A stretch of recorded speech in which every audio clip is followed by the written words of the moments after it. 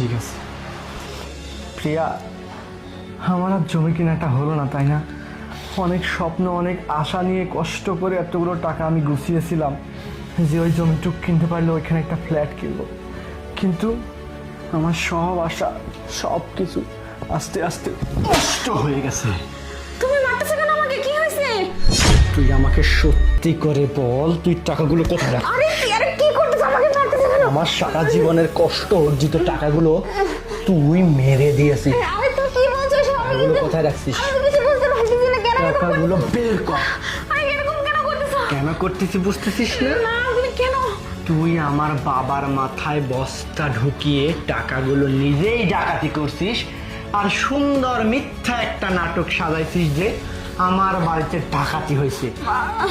আমার বাড়ির মানুষ ছাড়া একটা কাক পক্ষী পর্যন্ত জানে না আমার বাড়িতে এতগুলো টাকা।